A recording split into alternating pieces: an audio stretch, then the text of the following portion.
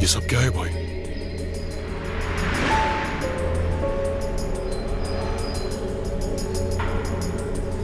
Lighter है क्या? जी है भाई।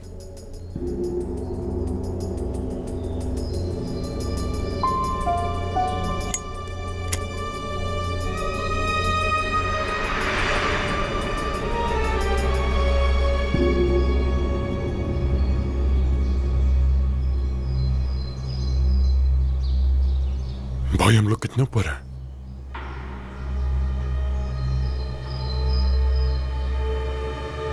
इतना के नीचे जाना आसान नहीं होगा। आप लोग यूरोपियन यूनियन से फंड लेते हैं और यहाँ अपने लोगों में बांट देते हैं और नए चर्च बनाने शुरू कर दिए हैं। जानते हैं इससे रिलीजन वॉर शुरू हो सकती है। हम सिविल सोसाइटी तंजीमें बना रहे हैं। हुकूमत आपके कंट्रोल में है, पेट्रोल आपके हाथ में है और असलहा भी आपके पास। कुर्दों पर भी आपका कंट्रोल है। यहाँ के दहशतगर्द गिरोहों को सबसे ज्यादा मदद आपसे मिलती है और जंग मैं शुरू करूं। मैं इस बात से मुत्तफिक हूं। तुरान सही कह रहा है। तुम सब लोगों ने 50 सालों से आलमी बैंक, बैरूनी इमदाद, नेटो के असलहे के जरिए मुल्की मईशत और माशरे को कमजोर कर दिया है, वो भी मेरा नाम इस्तेमाल करके। और आपने ये कहकर रियासत को इस्तेमाल किया कि हजार बे खानदान मुल्क के लिए खतरा है। अब आप ये कह रहे हैं कि हजार बे खानदान ईरान के साथ तिजारत कर रहा है। क्या रूस के बाद मेरे लिए ईरान का नाम भी इस्तेमाल करोगे? क्या तुम ईरान की न्यूक्लियर प्रोग्राम में मदद नहीं कर रहे? तुर्की का सबसे बड़ा दुश्मन रूस है और तुम उनसे तिजारत कर रहे हो। पेट्रोल स्मगलिंग में सबसे पहला नाम तुम्हारा है। दहशतगर्द तंजीमें किसने बनाई? किसने सबसे ज्यादा असला बेचा? रूस ने। किसने मदद की? तुमने। अब दहशतगर्द तंजीमें खत्म हो गई और दहशतगर्द रियासतें बन गईं। अगर तुम ईरान की न्यूक्लियर प्रोग्राम में मदद जारी रखोगे तो इस टेबल पर तुम्हें जगह नहीं मिलेगी।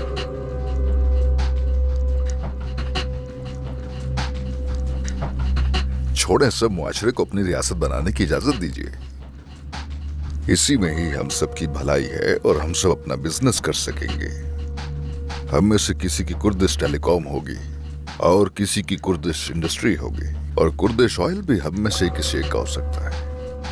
अगर तो दहशत और जंगें यूं ही चलती रही तो कहां से ढूंढेंगे जिस पर इन्वेस्ट करें? दाऊद साहब, ईरान को हथियार बेचने दीजिए। न्यूक्लियर फैसिलिटी होनी चाहिए वहां। वो बेचारे क्या कर सकते हैं? इस कोल्ड वॉर के चक्कर में दुनिया पर आधा पैसा खर्च हो गया और आधा कुदरत साहब के हिस्से में है। जितनी ज्यादा गवर्नमेंट्स बनेगी उतनी ही ज्यादा हम चीजें बेच सकेंगे। आखिर जो पैसा कमाया वो आप लोग कहां रखेंगे? मेरे बैंक्स में। देखो, जब भी जरूरत पड़ेगी पोलाद का पैसा फ्रीज किया जा सकता है और कहीं जा भी नहीं पाएगा वो यहां से। चूंकि आप तिजारत की बात कर रहे हैं जलाल साहब, तो पोलाद की बात इस मेज पर ना करें। वो जिस टेंडर में दाखिल हुआ जीत गया, मसला खत्म। आप तो ऐसे एक्ट कर रहे हैं जैसे आपके बेटे को शूट कर दिया, पोलाद को नहीं। कैसी जमहूरियत है ये? कैसा इंसाफ है?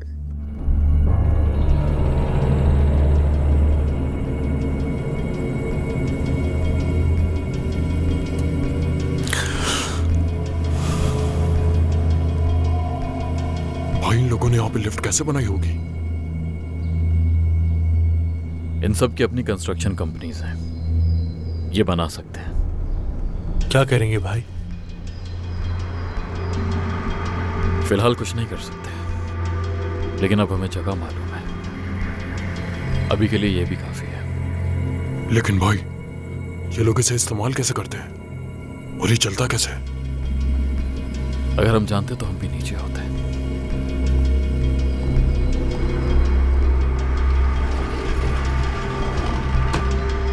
भाई इनके निकलने का इंतजार करते हैं। हमारे लिए यह जानना जरूरी था कि नीचे क्या बातें हो रही हैं। उनकी शक्ल देखने में मुझे कोई दिलचस्पी नहीं।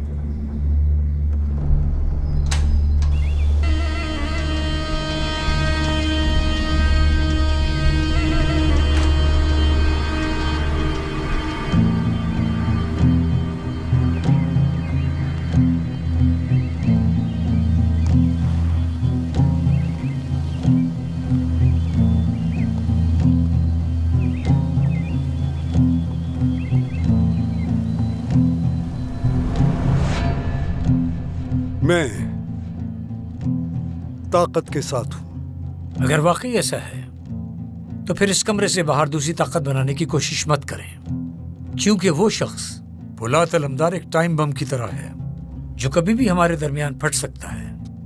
मैं दाऊद की बात से मुत्तफिक हूं। पोलाद की फितरत को समझो, वो उसी पर हमला करता है जो कमजोर होता है। मैं आप सबकी भलाई के लिए कह रहा हूं। देखें, पोलाद भी तुर्की की तरह है। हर कोई अपनी चाल चल रहा है और तुर्की इन सब ममालिक के बीच एक कमजोर और लाचार इंसान की मानंद है। इसकी वजह यह नहीं कि तुर्की कमजोर और बेबस है, बल्कि इसकी वजह यह है कि तुर्की अपने दहशतगर्द हमसाए ममालिक के खिलाफ हमला नहीं करना चाहता और ना ही पॉलिटिकल, डिप्लोमेटिकल, स्ट्रेटेजिकल वेपन उनके खिलाफ यूज करना चाहता है। अगर तुर्की अभी बाकी कुव्वतों की तरह दहशतगर्दों के बलबूते पर काम करता है तो सबसे ज्यादा बुरा और खतरनाक साबित हो सकता है। कोई भी मुल्क इतना खुशकिस्मत नहीं जिसकी अवाम अपने वतन के लिए जान कुर्बान करने की भी परवाह नहीं करते, बल्कि डट के खड़े रहते हैं। कोई भी मुल्क। इसीलिए हमारे इत्तेहादी और हमसाए मोहतात हैं। अगर तुर्किया ने बैरूनी ताकतों के खिलाफ दहशतगर्दों को इस्तेमाल करना शुरू किया जिस तरह तुर्किया के खिलाफ इस्तेमाल किया जाता है, तो कोई भी तुर्किया से ज्यादा खतरनाक और नुकसानदेह नहीं होगा। जिस तरह पोलाद ने किया मेरे साथ, मैं भी थोड़ा सा सख्त हुआ। उसने मेरे बेटे को मौत के मुंह तक पहुंचाया। अगर तुम लोगों ने उसके साथ सख्त होने की कोशिश की तो जान से मार सकता है तुम सबको।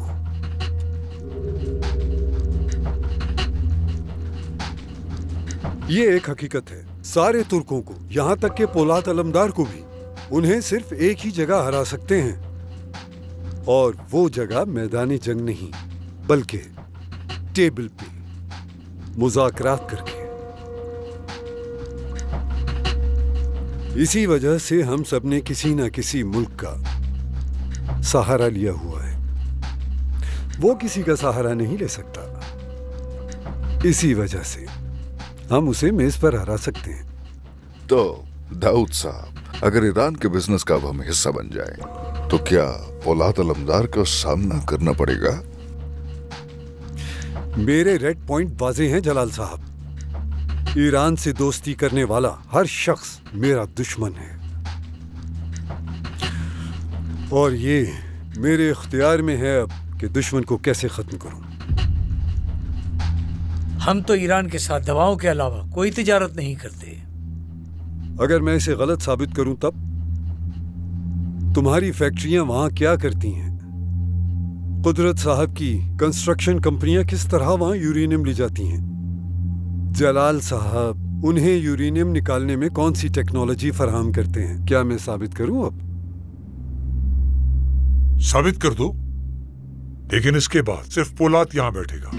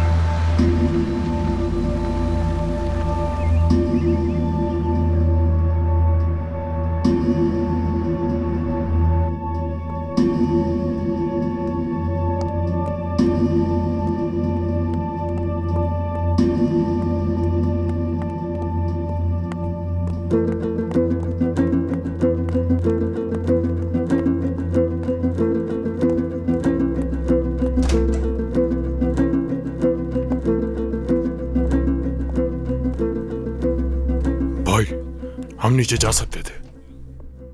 कैसे? मेरे ख्याल से अगर वो लिफ्ट नीचे जाने की है तो ऊपर से इसे कंट्रोल कर सकते हैं। मतलब उन्हें ऊपर भी तो आना होगा। सारा सिस्टम उनका बनाया हुआ है मेहमाती।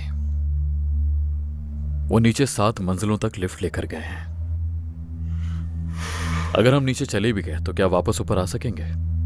इसके अलावा क्या लगता है कि उन्हें नीचे बैठकर पता नहीं चला होगा कि हम उनकी तलाश में वहां पहुंच गए थे? हम वहां उन्हें मारने नहीं गए थे क्या? फिर डर किस चीज का? मसला उन्हें मारने का नहीं है। अगर हम उन लोगों को मारना चाहें तो बाहर भी मार सकते हैं। इतना मुश्किल नहीं होगा हमारे लिए। मसला यह है कि हमें जानना है वो वहां क्यों जमा हुआ है। वो चारों इस जगह के अलावा कहीं बाहर भी मिल सकते थे। इसी जगह का इंतखाब क्यों किया? इसलिए कि कोई उन्हें सुन ना सके, या यह साबित करने के लिए कि वो सब आपस में बराबर हैं। और यह भी हो सकता है कि हमें पैगाम पहुंचाने के लिए वो जगह बनाई हो उन्होंने शायद। अगर हमारा पीछा किया तो ये तो जान लोगे कि हम लोग कहां हैं, लेकिन हम तक पहुंच नहीं सकोगे तुम लोग। हमने जैसे ही इन्हें क्रिप्टेक्स दिया ये लोग आपस में मिल गए। क्या यह सब इत्तेफाक है? नहीं, क्रिप्टेक्स में कुछ ऐसे कोड्स हैं जो मैं हल नहीं कर सका।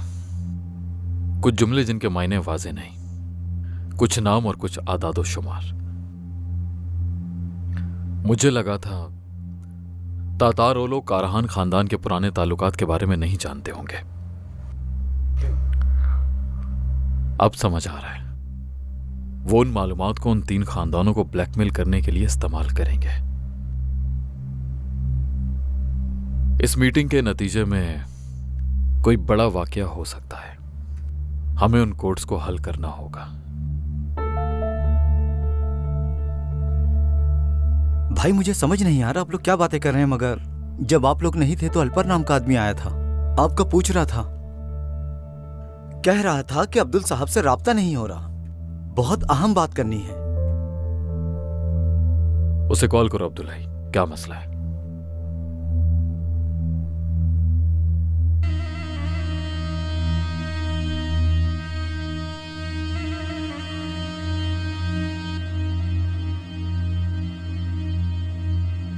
आपने कॉल की थी?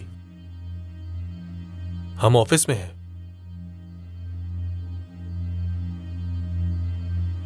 एक मिनट रुके भाई, वो आपसे मिलना चाहते हैं, बहुत जरूरी है। बुला लो उसे। ठीक है, आ जाए आप। अब वो यहां आकर सबको सरकारी बातें सुनाएगा। ये ना करो, वो ना करो, ये सरकार के खिलाफ है, वगैरह वगैरह। जैसे ये सारे खानदान हमेशा रहने वाले हों। पहले आने दो उसे, फिर देखते हैं कि वो हमारे साथ है या फिर हमारे खिलाफ। अगर वो हमारे साथ हैं तो वो हमें कोड बताएंगे और हमारा मसला हल हो जाएगा। और अगर हमारे खिलाफ है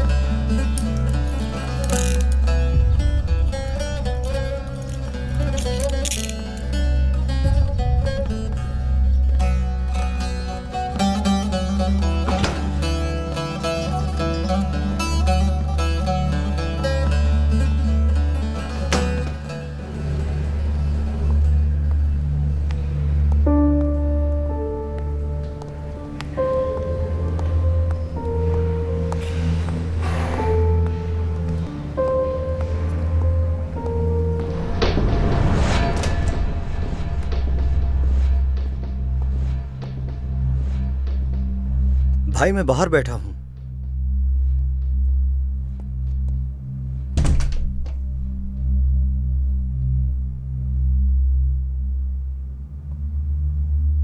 जी अलपर साहब, सुन रहा हूं मैं। चीफ नहीं जानते कि मैं यहां आया हूं। ईरान के न्यूक्लियर प्रोग्राम संभालने वालों में से एक अहम शख्स इस्तांबुल आए हुए हैं। उनका नाम मूसा फास है। यहां एक 5 स्टार होटल में ठहरे हैं। होटल में 2 एजेंसियों ने भी बुकिंग की है, एक CIA और दूसरी मोसाद। कौन है ये शख्स? ये साबिक सदर के खास मुआविन थे। ईरान के न्यूक्लियर प्रोग्राम में बैरूनी ताकतों से रवाबित रखने का काम इन्हीं के पास है। ये जर्मनी, रूस और फ्रांस के लिए ईरान की जानिब से अहम आदमी है। वो उस आदमी को मारना चाहते थे या भगाना चाहते थे? इन्हें कुछ लोग मारना चाहते हैं और कुछ किडनैप करना भी। आपकी इंटेलिजेंस उसे क्यों नहीं पकड़ती? हम इन दिनों कुछ मुश्किलात से गुजर रहे हैं। आप ये कह लें कि मेरे लोग कंफ्यूज्ड हैं। इस शख्स के हर किसी से रवाबित थे। कोई नहीं जानता कि ये क्या ऑफर लेकर आया है। अगर हम इसे पकड़ने की कोशिश करें तो पता नहीं सामना किससे होगा। कुछ नहीं कह सकते इस बारे में।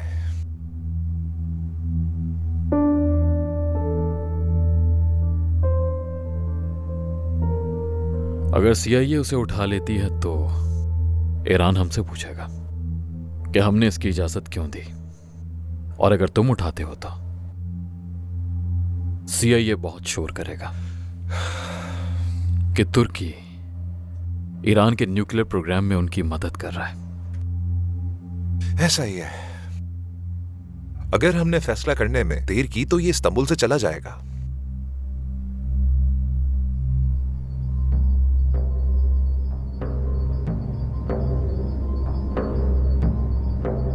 किस होटल में बुकिंग है?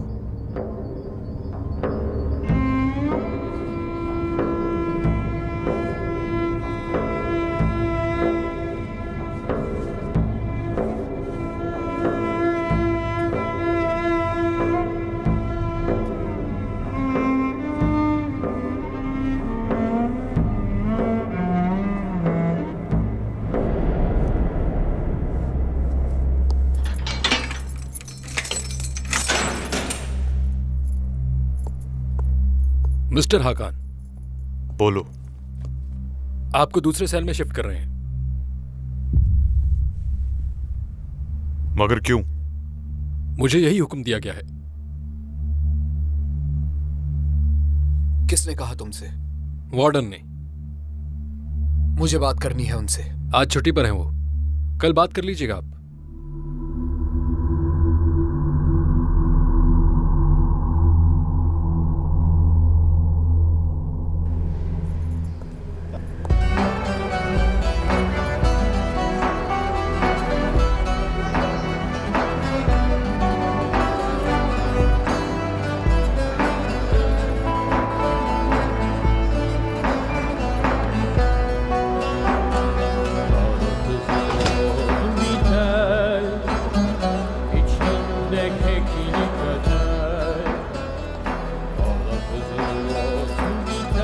मुझे इस सेल में रखने की वजह क्या है? यहां से भाग नहीं सकोगे। अल्लाह सब पर अपना रहम करे। और तुम पर भी।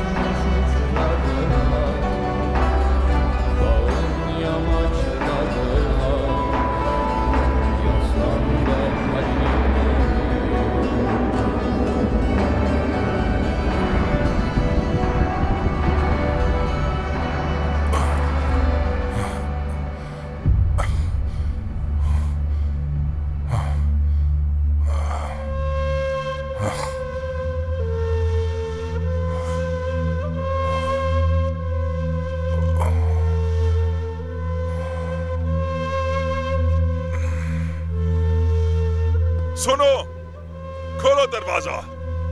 सिक्योरिटी, दरवाजा खोलो।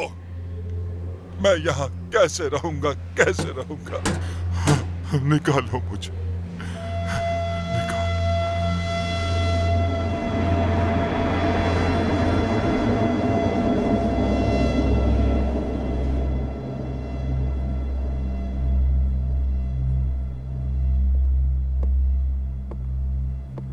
कहीं जा रही हो क्या? डिनर पे जा रही हूँ। अगर मैं पूछूं किसके साथ, तो बुरा तो नहीं मानोगी? नहीं, पोलाद के साथ नहीं जा रही, किसी लड़के के साथ नहीं जा रही, इंजी के साथ। चलो ठीक है, कुछ नहीं पूछती।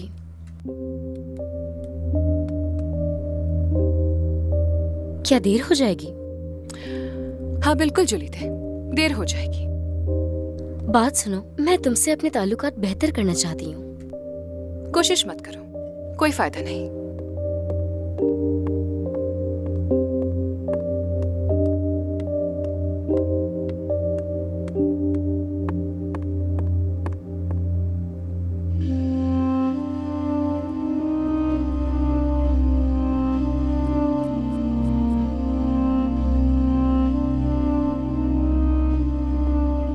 कहाँ जा रही हो? बाहर जा रही हूँ। बाहर कहाँ?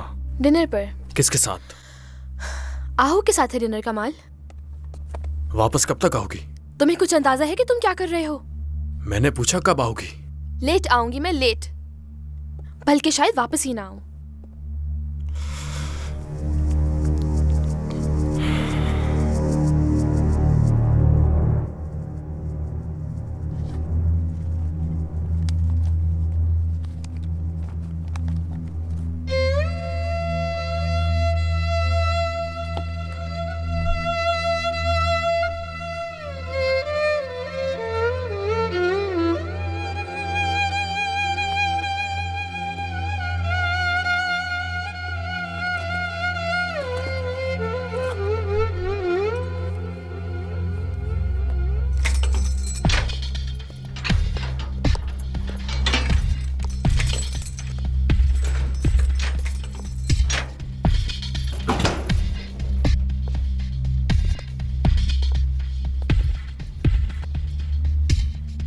ये कौन है? ये आपका नया साथी है।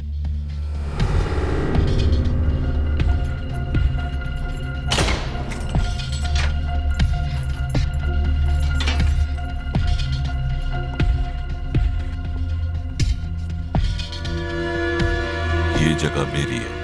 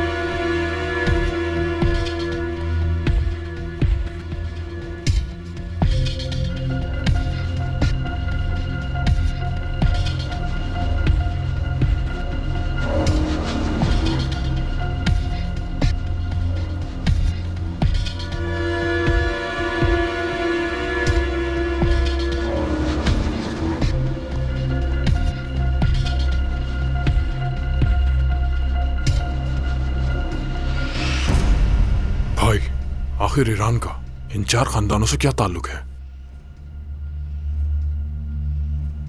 तातार वालों ने क्रिप्टेक से जो कोड निकाला है वो यही है मेहमाती। जर्मनी ने काजगार खानदान के जरिए ईरान में न्यूक्लियर प्रोग्राम शुरू किया, न्यूक्लियर मेडिसिन के नाम से। रूस ने हजारबे खानदान के जरिए ईरान में यूरेनियम पहुंचाया। वो हजारबे खानदान को वहां कंस्ट्रक्शन के लिए भी इस्तेमाल करते हैं। और फ्रांस ने काराजा खानदान के जरिए सिस्टम्स और जरूरी टेक्नोलॉजी ईरान पहुंचाई, जिनकी मदद से वो यूरेनियम एक्सट्रैक्ट कर सकते हैं। और तातारोलन के प्रूफ करने के बाद सब खुलकर सामने आ जाएगा। भेड़ियों की वादी ईरान। लेकिन उस शख्स को उठाने के बाद हम लोग क्या करेंगे भाई? तब हम उस लिफ्ट का इस्तेमाल करेंगे जो तुम करना चाहते हो। भाई ये तो तीसरी जंग अजीम होगी। उस शख्स को उठा लेते हैं। बाकी जंग का नाम वगैरह रखना इतनी कोई बड़ी बात नहीं।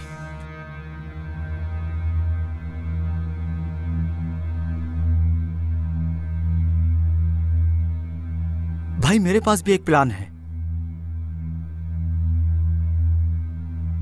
मुझे एक लड़की की मदद चाहिए होगी जो उस होटल में काम करती हो।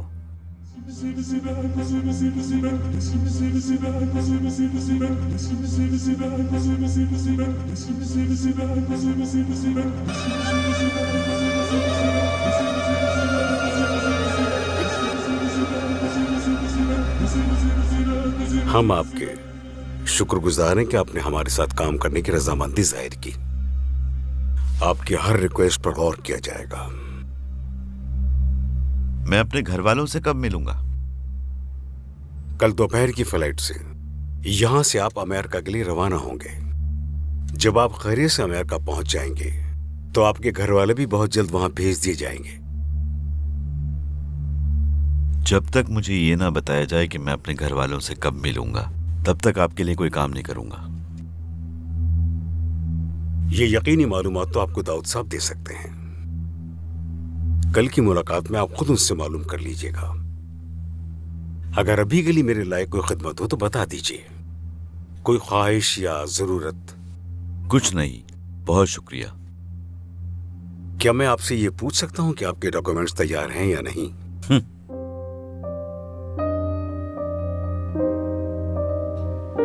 कुछ और चाहिए मैडम? नहीं, बहुत शुक्रिया।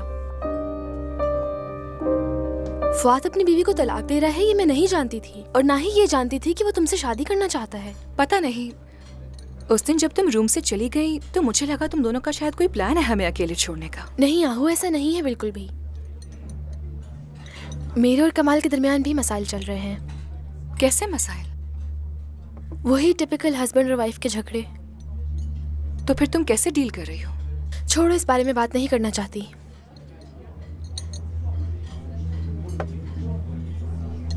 तुम फवाद के बारे में क्या सोचती हो, मैं ये जानना चाहती हूँ। क्या सोचूंगी उसके बारे में? फवाद को तो हम जानते ही हैं। तुम्हारे बारे में बहुत संजीदा है, इसलिए ऐसा कर रहा है वो। तुम्हें वो सब सलाहियत है आहू जो उसे बदल भी सकती है और खुश भी रख सकती है। और मेरी खुशी का क्या? आहू, उसकी यहाँ पर क्या हैसियत है ये तुम अच्छी तरह से जानती हो। और तुम खुश नसीब हो के उससे शादी करने का मौका मिल रहा है। उससे शादी के बाद तुम्हारा मेयार भी बढ़ जाएगा। और फिर इस टेबल पर 2 अमीर तुर्क खवातीन बैठी होंगी।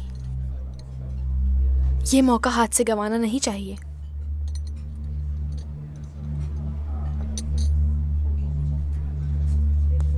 खुश आमदीद सर।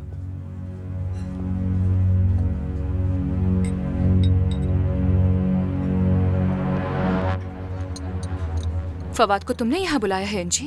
क्या मतलब तुम्हारा? फवाद?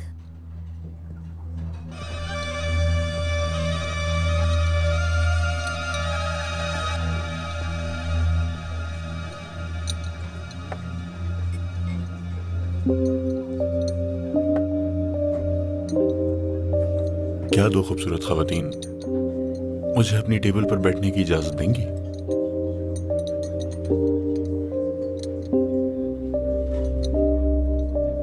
बैठो ना फवाद। अपने लिए कुछ ऑर्डर कर लो खाने के लिए।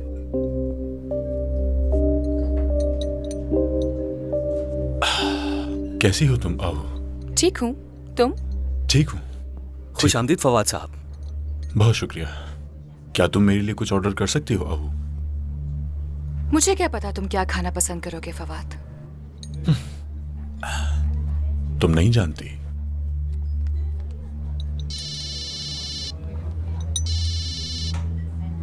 हेलो। एक तो ये लड़की हर वक्त फोन पर लगी रहती है।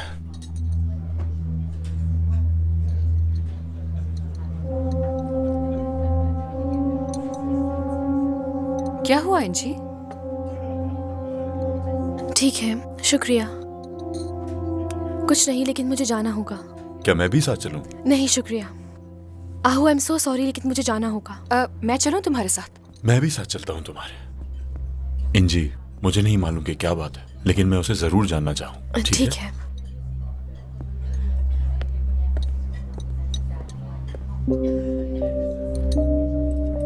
मैं जाकर उसे देखती हूँ, पता नहीं वो क्यों परेशान है। आहू, मुझे नहीं मालूम था कि तुम मुझसे इतना रूड बिहेव करोगी कि खाना तक नहीं खाओगी मेरे साथ।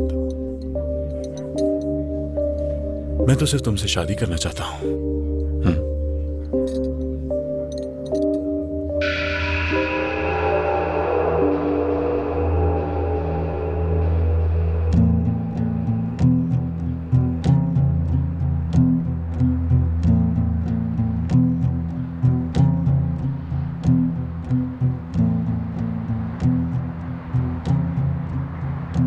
हम यहाँ किसका इंतजार कर रहे हैं? यिल्दिज के बाहर निकलने का। भाई मैं जरा जाकर लड़की से मिल लेता हूँ। होशियार रहना। ठीक है भाई।